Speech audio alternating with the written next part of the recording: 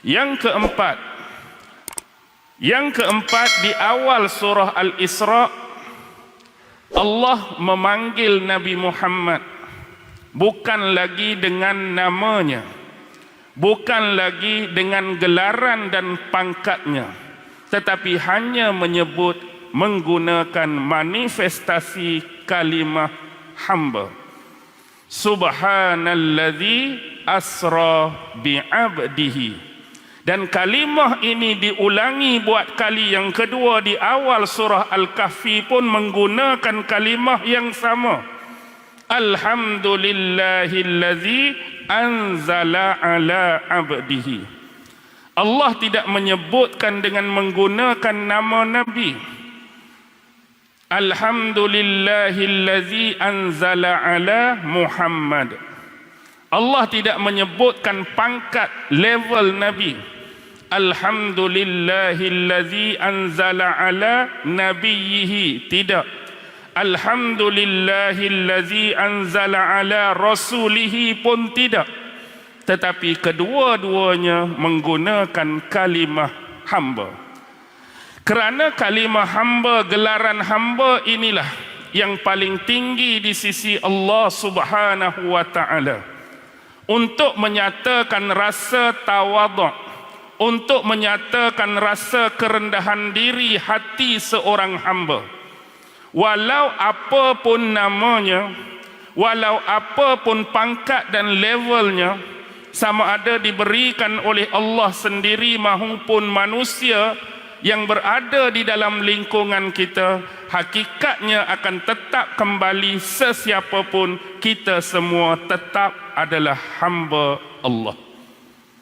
Sebagai contoh, sewaktu kita dilahirkan oleh ibu kita, kita ni diberi dengan pelbagai nama. Ada nama Muhammad, ada nama Abdullah, ada nama apa sekalipun. Dan nama ini tidak mendatangkan apa-apa nilai dan value. Tidak mendatangkan apa-apa nilai dan value. Tidak lebih seseorang yang bernama Muhammad atas seorang yang bernama Abdullah. Tidak lebih seseorang yang bernama Abdul Rahman terhadap seseorang yang bernama Abdul Rahim.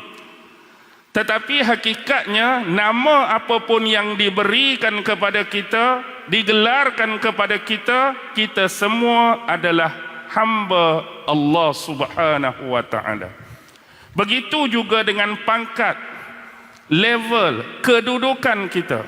Sama ada Nabi Muhammad sendiri seorang nabi dan rasul Allah, Allah tetap menggunakan kalimah ini hambanya, tanpa menafikan kemuliaan, keistimewaan, kedudukan Nabi di sisi Allah, tidak.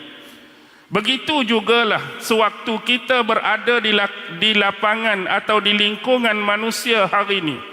Mungkin sewaktu keberadaan kita di atas dunia, takdir Allah menentukan macam-macam kepada kita. Ada yang jadi pegawai itu, ada yang jadi pegawai ni, ada orang yang besar-besar, ada jadi pangkat tu, ada jadi pangkat ni. Hakikatnya itu sekadar pangkat di sisi manusia. Tetapi hakikatnya kita tetap semua sebagai hamba Allah. Jadi ayat ni nak mengajar kepada kita supaya kita ni senantiasa merendah diri, tawaduk kita kepada Allah Subhanahu wa taala dan sesama manusia. Baik, itu adalah serba sedikit 4 connection ataupun 4 hubungan di antara surah sebelumnya Al-Isra dengan surah Al-Kahfi sebagai muqaddimah dan sebagai permulaan. Baik, seterusnya kita harus memahami bagaimana surah ini boleh diturunkan kepada Rasulullah sallallahu alaihi wasallam. Dia ada asbabun nuzul, sebab-sebab mengapa surah ni turun pada Nabi. Begitu jugalah dengan antara surah-surah dan ayat yang lain. Bukanlah semua ayat tu ada sebab nuzul dia. Ada ayat yang tak ada sebab nuzul, ada ayat ataupun surah yang ada sebab nuzul. Jadi disebabkan Al-Kahfi ini ada sebab dia diturunkan kepada Rasulullah. Antaranya secara ringkas ialah ketika mana Rasulullah mendakwahkan Islam ini di bumi Mekah sejak sekian lama untuk beberapa tempoh ketika dan waktu. Dakwah baginda ini secara langsung kebanyakannya diterima oleh golongan menengah dan bawahan. Orang-orang biasa yang menerima Islam yang dibawa oleh Nabi. Golongan-golongan hamba yang menerima Islam. Golongan-golongan yang mempunyai tuan dan majikan yang beriman kepada Nabi. Selebihnya secara umum, peratusan yang besar di kalangan golongan-golongan elit, golongan-golongan yang mempunyai pengaruh, sama ada dalam pemerintahan, dalam ekonomi dan sebagainya, kebanyakan daripada mereka menentang dakwah Islam yang dibawa oleh Nabi Muhammad. Secara ringkas yang kita boleh simpulkan, sampai suatu ketika mari perasaan ragu-ragu, mari perasaan was-was di dalam hati dan jiwa mereka. Bila mereka beranggapan dengan mengatakan bahawa kalaulah selama ini Muhammad itu mendakwahkan Islam kepada kita dan kita mengambil jalan serta pendekatan menolak dakwah tersebut, menentang dakwah tersebut, melawan dakwah tersebut, dan kalau ditakdirkan berbetulan bahawa Muhammad ini adalah seorang pembohong, Muhammad ini adalah seorang pendusta, Muhammad ini adalah seorang klamer yang saja-saja mendakwa dirinya seorang Nabi, dan kalau kebetulan itulah kita duk lawan dia, kita duk tolak dia, tak jadi apa-apa masalah. Memang dia duk bohong, kita tolak berbetulan, tak jadi masalah. Memang dia duk menipu, kita tolak, tak jadi masalah. Bagaimana pula sekiranya dia seorang yang benar, dia seorang yang betul, benar-benar utusan daripada Allah, Nabi dan Rasul, tiba-tiba kita ambil jalan, kita ambil pendekatan lawan dia.